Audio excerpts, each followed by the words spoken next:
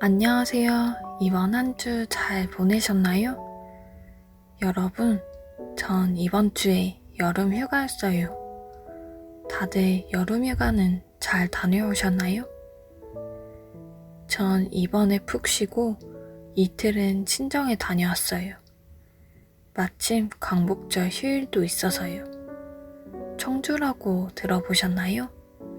이곳이 제 고향인데 충청북도에 있어요. 영화나 드라마도 많이 촬영하기도 하고 맛있는 것도 많아요. 한번 시간 나실 때 놀러 가보세요. 참, 이번에 여동생도 오기로 했었는데 코로나에 걸려서 못 오게 되었어요. 요즘 코로나가 다시 유행이라고 하더라고요. 여러분 면역 관리 잘 하셔서 다시 걸리지 마세요. 걸리면 많이 아프잖아요. 그럼 오늘 나눔 시작할게요. 오늘은 32번째 메시지입니다. 제목은 받는 자 대 못 받는 자입니다. 오늘 말씀을 들으면서 하나님께 정말 죄송했어요. 왜냐하면 저는 하나님께서 기뻐하시는 일에는 정말 아무 관심이 없었거든요. 제가 좋아하는 것에만 관심 있어 하고 그곳에 시간을 쏟고 있었어요.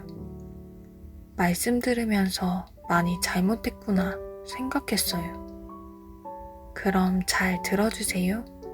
저는 조금 있다 금방 다시 올게요.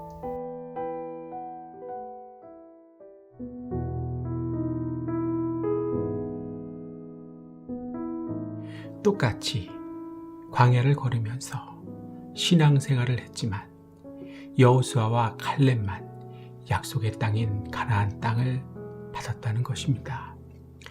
왜 받았을까요? 그들이 받은 이유와 원인이 무엇이었을까요? 8절 말씀만 다시 봅니다. 여호와께서 우리를 기뻐하시면 우리를 그 땅으로 인도하여 들이시고 그 땅을 우리에게 주시리라. 이는 과연 젖과 꿀이 흐르는 땅이니라. 그들이 받은 이유와 원인은 하나님께서 기뻐해 주셨기 때문입니다. 하나님께서 기뻐해 주셨기 때문에 이들은 받았고 다른 사람들은 못 받았다는 것입니다. 따라해 볼까요? 우리에게 주시는 축복은 하나님을 기쁘시게 할 때 받는 것이다. 10명의 정탐꾼과 출애굽 1세대와 같아서는 절대 못 받는다. 사랑하는 성도님들, 오랜 시간을 교회 다니면서 신앙생활을 하셨는데도 하나님께로부터 받은 것이 없으십니까? 하나님께서 당신을 기뻐하지 않으시기 때문입니다. 중요하니까 우리 큰 소리로 따라해 볼까요? 하나님께서 나를 기뻐하지 않으시기 때문에 안 주신 것이다. 겸허한 마음으로 나에게 주시는 하나님의 음성으로 들으실 수 있기를 바랍니다.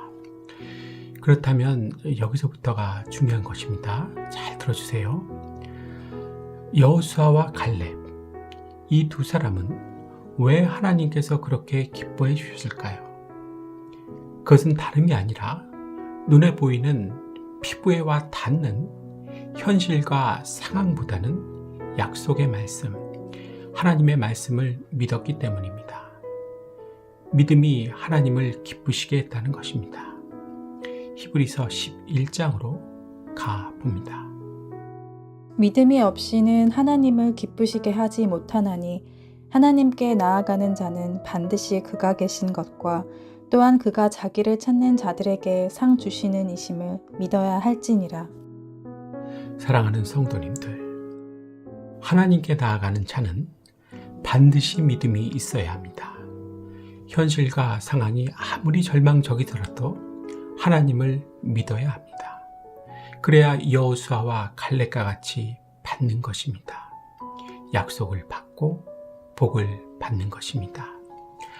아무리 신앙생활을 오래 해도 교회를 열심히 다녀도 하나님을 믿지 못한다면 그래서 기쁘시게 못한다면 받는 것이 없게 되는 것입니다.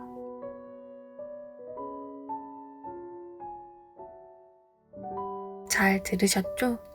참 귀한 메시지죠?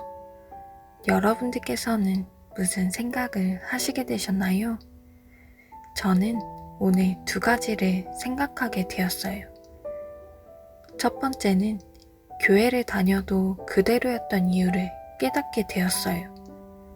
하나님께서 나를 기뻐해야 축복도 주신다는 것을 목사님께서 말씀해 주셨잖아요. 말씀을 듣고 곰곰이 생각해 보니 저는 하나님을 기쁘게 해드리는 데에는 전혀 관심 없었어요. 제 기쁨만 생각하며 살아왔었어요. 그래서 하나님께서 나에게 축복을 주실 수 없었겠구나 하는 생각을 했어요. 정말 많이 반성했어요. 2번째는 하나님을 기쁘시게 하는 방법이 바로 믿음이구나 하는 생각을 하게 되었어요. 내 현실과 상황이 아무리 절망적이더라도 하나님을 믿으면 하나님께서 기뻐하셔서 약속과 복을 주신다고 하셨잖아요. 얼마나 감사한 일인지. 이제는 더 이상 저의 답답한 현실을 바라보는 것이 아니라 하나님을 바라보고 하나님을 진정으로 믿는 삶 살아야겠다고 결심했어요. 저는 이렇게 2가지였어요. 여러분들은 무슨 생각을 하게 되셨나요? 댓글로 서로 나누었으면 좋겠습니다.